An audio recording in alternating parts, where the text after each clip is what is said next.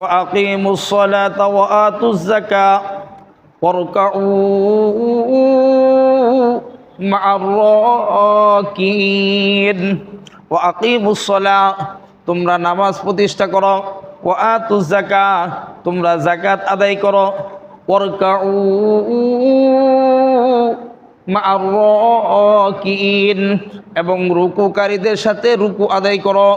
এই যে এই আয়াতে কারিমার মাঝে আমার মালিক আল্লাহ সুবহানাহু ওয়া তাআলা স্পষ্টভাবে ঘোষণা দিয়েছেন ওয়াতুজ যাকাত মানে তোমরা যাকাত আদায় করো।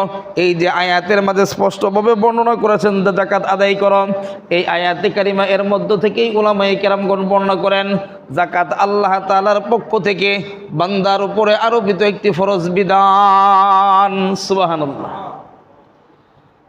দ্বিতীয় নাম্বার দলিল আল্লাহ সুবহানাহু ওয়া তাআলা পবিত্র কোরআনুল কারীমের সূরাতুত তাওবা এর 103 নম্বর আয়াতে কারিমার মাঝে আমার মালিক আল্লাহ সুবহানাহু ওয়া তাআলা জানায় দেয় খুয মিন আমওয়ালিহিম সাদাকা। আল্লাহ তাআলা নবীজি সাল্লাল্লাহু আলাইহি ওয়াসাল্লামকে জানায় দেয় ওগো দোস্ত খুয মিন আমওয়ালিহিম সাদাকা, আপনি তাদের সম্পদের মধ্য থেকে যাকাত গ্রহণ করুন। বলে যাকাত গ্রহণ করলে লাভ কি হবে? তুতাহহিরুহুম, বলে এই যাকাত গ্রহণ করার মাধ্যমে তাদের সম্পদ পবিত্র হবে। সুবহানাল্লাহ।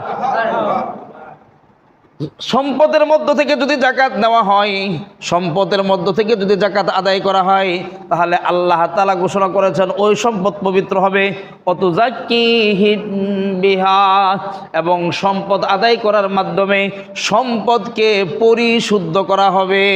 সুবহানাল্লাহ। সম্পদের যাকাত আদায় করার মাধ্যমে সম্পদ পবিত্র হয় এবং সম্পদ পরিশুদ্ধ হয়। এরপরে আসুন তৃতীয় নাম্বার যাকাত ফরজ হওয়ার দলিল। তো এই যে যাকাত আমাদের উপরে ফরজ হয় এবং ধনীদের মালের উপরে, অর্থাৎ যাদের সম্পদ আছে, তো সম্পদওয়ালাদের মালের উপরে যে যাকাত ফরজ হয়, তো এইখানে এটা হলো গরিবদের জন্য ধনীদের সম্পদের উপরে একটা হক। আর এই হক আল্লাহ তাআলা নির্ধারণ করে দিয়েছেন। কোনো বড় লোক গরিবকে যাকাত দিয়ে এই কথা মনে করতে পারবে না যে আমি গরিবের উপরে দয়া করছি, এটা বলতে পারবে? যদি কোনো ব্যক্তি যাকাত আদায় না করে সে গুনাহগার হবে, তার গুনাহের ভাগ পাপ শাস্তি সে ভোগ করবে। কিন্তু কোনো ব্যক্তি যদি যাকাত আদায় করে, এই যাকাত আদায়কারী কোনো ব্যক্তি এই কথা বলতে পারবে না যে আমি যাকাত আদায় করার মাধ্যমে গরিবের উপরে দয়া করছি, এই কথা বলার সুযোগ নাই। কেন নাই? বলে আরে তুমি যে দয়া করবা এটা তো দয়ার সুযোগ নাই, কারণ আল্লাহ তাআলা তোমার সম্পদের মাঝে গরিবের জন্য হক নির্ধারণ করে দিছে, এটা আল্লাহ বলছে।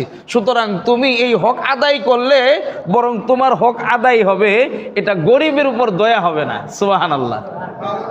দলিল আল্লাহ সুবহানাহু ওয়া তাআলা পবিত্র কোরআনুল কারীমের সূরাতুল মাআরিজের 24 এবং 25 নম্বর আয়াতে কারিমার মধ্যে ইরশাদ করেছেন ওয়াল্লাযীনা ফি আমওয়ালিহিম হাক্কুম মা'লুম লিস-সাইলি ওয়াল মাহরুম। ওয়াল্লাযীনা ফি আমওয়ালিহিম হাক্কুম মা'লুম, এবং যাদের সম্পদের মাঝে নির্ধারিত হক আছে, বলে এই হকটা কাদের জন্য? বলে লিস-সাইলি ওয়াল মাহরুম, ভিক্ষুক এবং বঞ্চিত গরিব অসহায় যারা আছে, এই গরিব অসহায়দের জন্য ধনীদের সম্পদের মাঝে আল্লাহ সুবহানাহু ওয়া তাআলার পক্ষ থেকে হক নির্ধারণ করে দেওয়া হয়েছে। সুবহানাল্লাহ। এটা গরিবের উপর দয়া করা না। এরপরে আসুন হাদিসের আলোকে আমরা আলোচনা করি যাকাত যে ফরজ, এই ব্যাপারে আপনাদের সম্মুখে একটি হাদিস উপস্থাপন করব। হাদিস গ্রন্থের নাম হলো সহিহুল বুখারী। সহিহুল বুখারী এর 8 নম্বর হাদিস হযরত আব্দুল্লাহ ইবনে উমর রাদিয়াল্লাহু তাআলা আনহুমা এর সনদে বর্ণিত। আন আব্দুল্লাহ ইবনে উমর রাদিয়াল্লাহু তাআলা আনহুমা قال বুনিয়াল ইসলামু আলা খামসিন শাহাদাতি আল্লা ইলাহা ইল্লাল্লাহ। ইসলাম ধর্মের ভিত্তি হলো 5টি স্তম্ভের উপর। কয়টি স্তম্ভের উপর? 5টি স্তম্ভের উপর। এর মাঝে 1 নাম্বার হলো শাহাদাতি আল্লা ইলাহা ইল্লাল্লাহ, আল্লাহ ছাড়া আর কোনো মাবুদ নাই, আল্লাহ ছাড়া আর কোনো ইলাহ নাই, আর কোনো উপাস্য নাই, এই কথার সাক্ষী দেওয়া। দ্বিতীয় নাম্বার ওয়া আন্না মুহাম্মাদুর রাসূলুল্লাহ, 1 নাম্বার হলো আল্লাহ তাআলা ছাড়া আর কোনো মাবুদ নাই, ইলাহ নাই, উপাস্য নাই, এবং মুহাম্মাদুর রাসূলুল্লাহ সাল্লাল্লাহু আলাইহি আলাইহি ওয়াসাল্লাম আল্লাহ তাআলার বান্দা এবং তার রাসূল। এটা হলো 1 নাম্বার।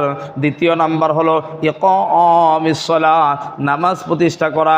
তৃতীয় নাম্বার হলো ইতাইজ যাকাত, যাকাত আদায় করা।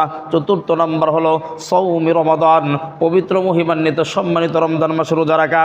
আর 5 নাম্বার হলো ওয়া হাজ্জাল বাইতি মান ইসতাতা ইলাইহি সাবিলা। আর 5ম নাম্বার হলো যদি কোনো ব্যক্তির সামর্থ্য হয় তাহলে ওই সামর্থ্যবান ব্যক্তি মাওলা পাক রব্বুল আলামিন আল্লাহ তাআলার ঘর বাইতুল্লাহ জিয়ারত করবে। ওই বাইতুল্লাহ জিয়ারত করার মাধ্যমে হজ সম্পাদন করবে। সুবহানাল্লাহ।